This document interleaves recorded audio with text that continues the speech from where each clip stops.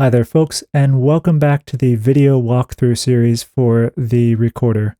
In this video, I'll be going over some of the basics on how to load and work with these instruments in Kontakt. If you're not familiar with Kontakt, make sure you stick around because I'll be going over everything you need to know to get started. So let me start out here by closing this instrument, and we'll take a look at how to load patches. So you'll see here, I have the Libraries tab open over here on the left. You may not have this to start. If I close that out and the master, which I've added, your Kontakt may look something like this. You may also have a general screen with some libraries and stuff listed there. You may be able to see the instruments that way. If you want to get this view, we'll open up the side pane and the master there. You don't necessarily need the master. I just like having it open for this volume control. And now we can see our libraries. So I've installed here the complete collection as well as the Baroque collection. You will very likely just have one or the other, but I have them both for demonstration purposes, of course. And you can see when I click instruments here, we can see the different consorts or sets of instruments available in each. The Baroque collection only has the A440 Baroque recorders. Meanwhile, the complete collection has the 415, 440, the Ganassi instrument, and the Renaissance consort. So all 27 instruments in there. Now let me show you how to load an instrument in Kontakt. We go into the folder, we see these patches with NKI at the end. Those are individual instruments. And we can simply drag and drop or double click to load up the instrument. And there we go. You'll notice Kontakt has expanded. These patches are especially wide. They're a larger format to make them easier to read and everything. This is part of our new Visage 3 engine. So let's say I'm working on a piece with two different recorders, but I'd really like to just use one instance of Kontakt. This is a very common workflow. For this, what I'll do is I'll hide or minimize the UI for this instrument by clicking the Vercillion Studios logo. And then I will drag in, let's say it's alto and bass duet. I'll drag in the bass here into the blank area, and there it is. And you can simply keep dragging in instruments like this, as many as you need. And then what you'll need to do is assign the MIDI channel for the input. And this will be something you set up in your digital audio workstation or notation software. And you can see which channel to assign each thing. Usually there's one channel per stave. It may be different depending on the way you have things set up. You can also assign two instruments to the same MIDI channel, and then they'll receive the same MIDI signals. For example, you could load up two different contrabasses, in the Baroque 440 contrabass and the Renaissance contrabass, and have them play together if you want more of a ensemble sound, or load up multiple different altos, for example, and have them layered together. So that's some of the basics there. I've opened the user interface back up for this alto. Now let me go over the general layout of the tabs here. So you'll always be able to identify what patch you have open. You'll see the name right down here. It's in the Baroque 440 set, and this is the alto recorder. We have a nice picture.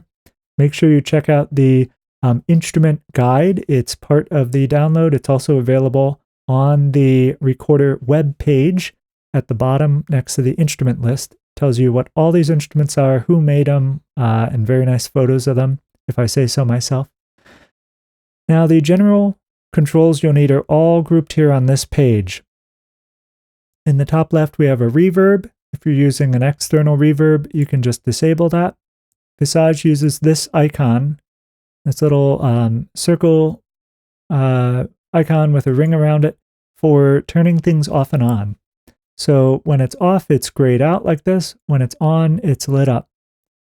The same thing applies to our microphone mixer down here. So these are 4 different microphone channels. There's actually 5 sets of microphones. The mid actually has 2 sets of microphones you can blend between. But at the bottom here, we can select and load different microphone positions. And as I load them, if you watch the memory usage up here, that's your RAM, you'll notice that that goes up as I load and unload individual microphone positions there. So generally, you want to only use the microphone positions that you need for the sound. That way you don't use a ton of RAM. If you have a ton of RAM, you can do whatever you want. So these are the microphones used. There's a stereo active ribbon microphone here that has a warm, really close sound. Then we have our mid microphones. These are a little bit further back. We have a more focused sound with the slider at the left and a more open, roomy sound with the slider at the right. And you can put it anywhere in between to get any mix between that. We have our main microphone pair. This is a very neutral sound. It has a little bit of room, but not too much. Overall, it's a great starting point. And then finally, we have these are some room mics. They're further back. They're a little bit brighter, so you'll kind of get this, all the reflections of the studio space. And this is good if you need to blend it with, for example, samples done in a scoring stage. Often those have microphones a little bit further back. So that'll work well for that. Meanwhile, the close mics, that's maybe if you want more of a solo, more intimate sound. So the idea is with the mic mixer, and you can also blend multiple mics together. So you can sort of have closer, further, darker, brighter, all these different options are sort of controlled in here. As far as controlling each microphone position, we have a volume slider here. You'll see the readout of the volume up there at the top as I move it. We have a pan. We can individually pan each microphone position to the right or to the left. We have a stereo width down here where we can control how wide our stereo image is. We can shrink it down to mono if we need to. And then finally, we have solo and mute buttons, which allow us to hear individual microphone positions with solo and to ignore positions even when we had them loaded up like that with mute. So we don't have to go through purging and loading if we just want to hear what happens if we don't have a certain mic position when we're listening and mixing our music. Now I'm going to move on down here to the articulations area. This is where we select the different articulation that we want to use with the instrument. You'll see all these little boxes here. Each one of these represents a different articulation, and they're labeled as such up here. And when I click on one, we get some more information about what it is, as well as even telling us what happens at different intensities, velocities that this patch will do. So for example, with the staccato articulation down here, you'll see starting at velocity 0, it's a regular staccato, excuse me, but once we pass velocity 96, which is getting up there in terms of velocity, it turns into an accented staccato. So that's something where when you press lightly on the keyboard, you'll get regular staccatos. As you're pressing harder and harder, eventually it'll go over that threshold and you'll get nice accented staccato sounds. One thing that goes hand in hand with this is the velocity curve up here. You can select between different curves that will change the way the instrument responds to your MIDI input. So a curve like this will have a stronger response than it would at linear.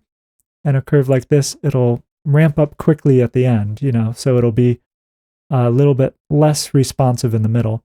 And you also have these S and N type curves here, as well as you can set it to only output a fixed value if you need to, for diagnostic purposes, or if you really just want to make sure you don't end up pressing a note too hard or something.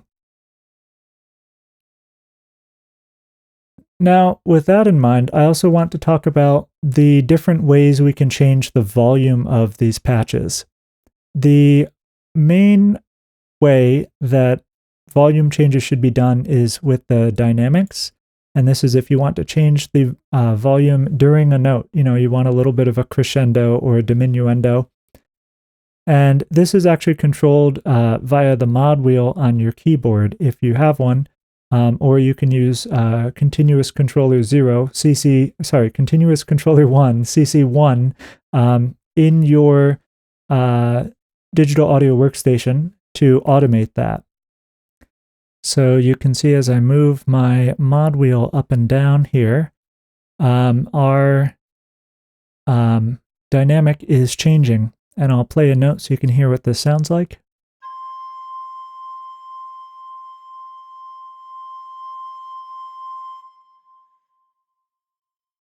So this is the primary way of changing the dynamics during a performance.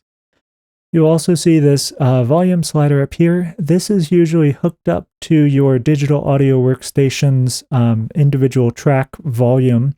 So you may see this moving around when you change that or resetting to a value. So if there's a mysterious drop in volume or something, that's probably what's going on. Then the next way to control volume would be by loading up additional microphone positions. This will, of course, change the sound, but it will also add a little bit more volume because there are multiple microphones being blended together. It results in a slightly louder sound. Lastly, we have this master volume control up here, which increases the output of Kontakt itself as a whole. So that affects all of the patches, not the individual instrument we have loaded up here. So these are all of the different ways we can change the volume. Now let me go over how to change the articulations. So down here at the bottom, we have our different articulations, and I can simply click between them. I'm just going to unload our extra mics there. And this is perhaps the simplest way to change articulations. You'll see if I play a little.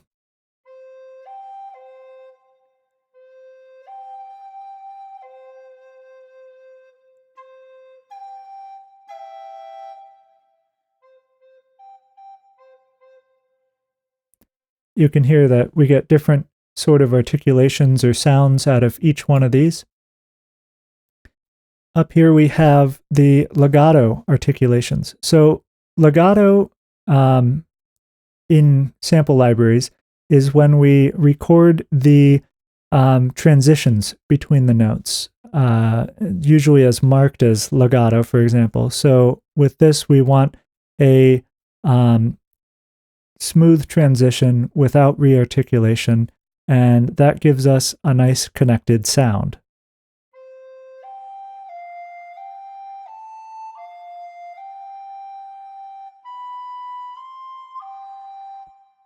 So the legato in this library functions what's called a latching or holding method. So when I press one note and then I press another, it'll change to that.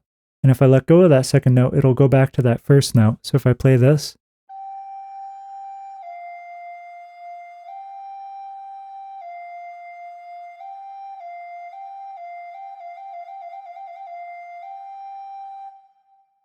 this makes it much easier to play things like trills. I'm just going to bring up our volume here so I'm not thunderously loud.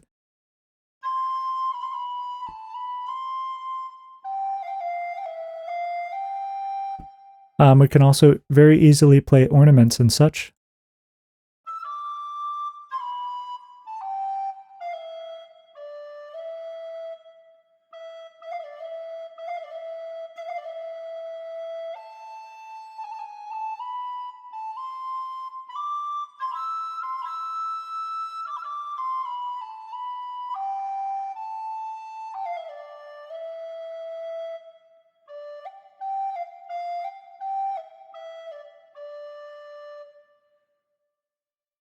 So never ignore what you can do with just shortening the length of certain notes to get a different sound. So for example, with that,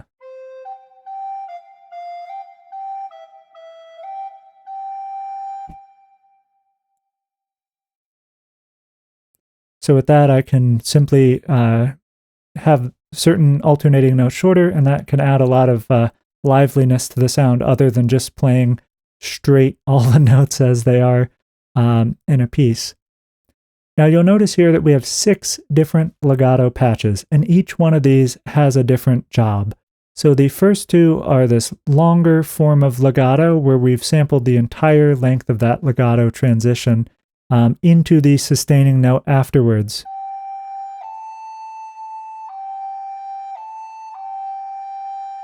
So there's only one transition, one fade in there as we're going into the transition, not as we're coming out.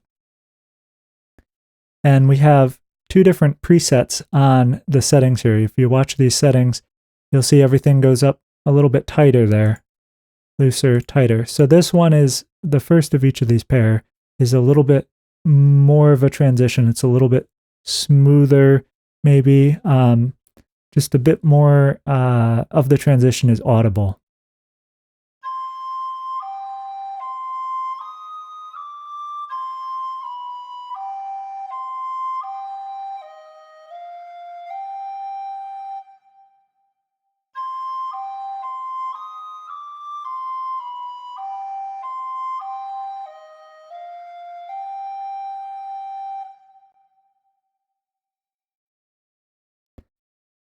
Now, the next two pairs are the more traditional technique of legato, and in this, only the transition itself is used, and then afterwards it goes into the standard chromatically recorded sustains.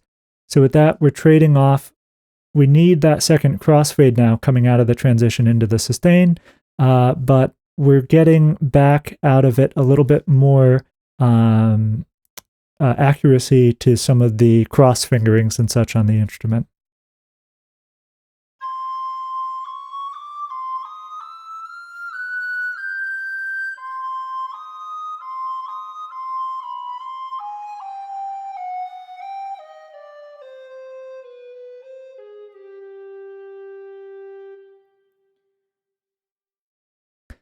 And then finally, there's a vibrato legato here. And then we have individual sustain patches. Now these patches are now polyphonic, so I can play multiple notes at once.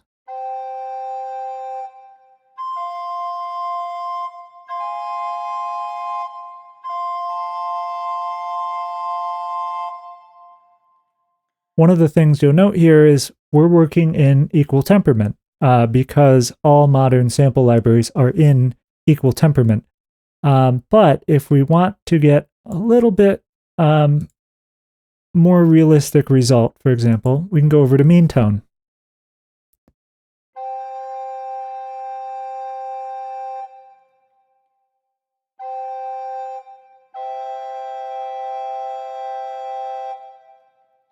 Now with mean tone.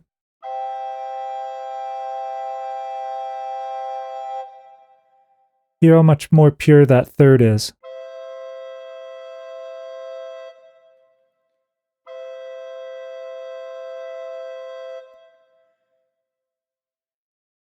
This is more or less what a musician would be doing in real life, is tuning these intervals to each other.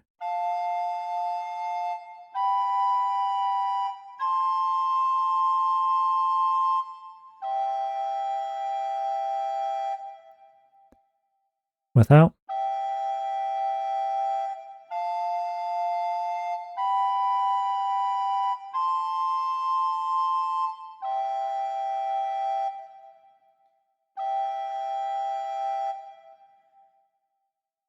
It's a bit of a subtle thing if you're not used to hearing that, but it has a pretty big effect if you're doing a bunch of recorders playing together, and you can set each of your instruments to the same tuning or temperament, and that will give you a more homogeneous blend and a more natural sound.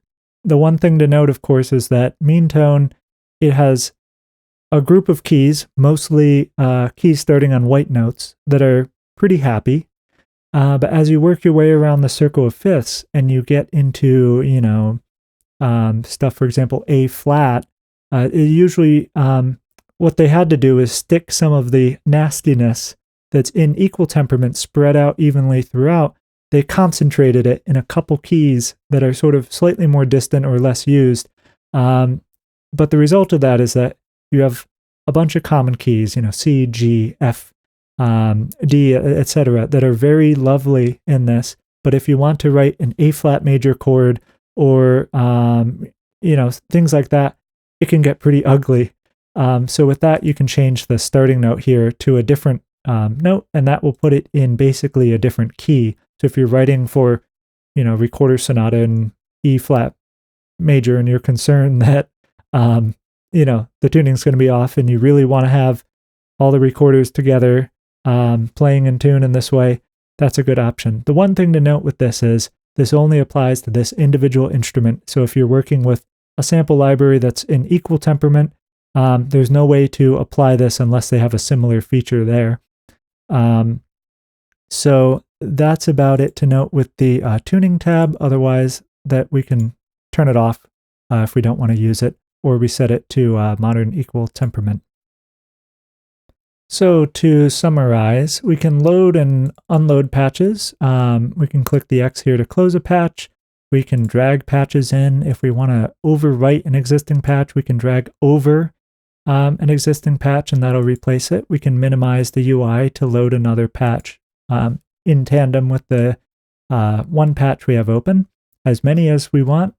And we can assign MIDI channels so that our different patches are addressed from different staves or similar. We can control the volume of our patch using the volume in our digital audio workstation as well as here. We can use the dynamics through the mod wheel in order to add natural dynamic changes. And I should note that the staccato patches actually respond to the velocity or the intensity of striking the key on the keyboard, or the velocity signal in your digital audio workstation. If you're using notation software, usually the dynamic markings will change velocity, so that may be useful. And we can also load and unload our microphone positions here, and we can change the parameters of the microphone, such as its pan, its width, its volume relative to the others. Then we can load different articulations here. And I should mention, you see these little yellow dots here, of course, again. We can use these to purge articulations that we don't use. So if we're never going to use flutter tongue, bam, we can save 5 megabytes. So that's an option there. If you're working under very limited system resources, you could purge all the legatos if you know you don't need them, and save a bunch of RAM there. And then also I wanted to address the key switches. So this is a way that we can use our keyboard to switch between the different patches by pressing these notes on the keyboard instead of just clicking between patches. This lets you change the articulation during a piece, which can be quite useful in some cases. So for example, if you have a lyrical section and then you want staccato, you can press this note and it'll pop over to the staccato patch. And you can move this range up and down by dragging this handle around. So that can be handy if you have a smaller keyboard range, you're doing this live. That'll make your life a lot easier. And then finally, I do want to note, so with the 415 instruments, for example, I'll bring up the alto here.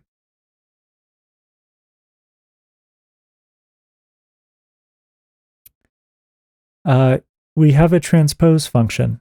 So the alto, oh, that's the 392. I wanted the 415. All right, so with the 415 alto, you'll see it has the same range as the 440 alto, but this is in 415. This is a half step lower than the alto we're just listening to. If we want to treat this like an instrument in 440, all we have to do is increase this transpose by 1. So you can double click and type 1 and hit enter, or you can drag that up and you'll see now this is treated like an instrument in 440 in the key of E. So that is how you would use the 415 instruments in a virtual performance, virtual orchestration in 440 with 440 instruments, for example. All right, well, I hope this was a useful general overview. There'll be more videos in the series deep diving into individual sections, more info on the different aspects such as the microphone mixer, the effects tab, and so on. But I hope this is enough to sort of get you started. If you have any questions, you can send us an email, put them in the the description below. We'll get back to you as soon as we can. And I hope you enjoy the recorder. Thanks for watching.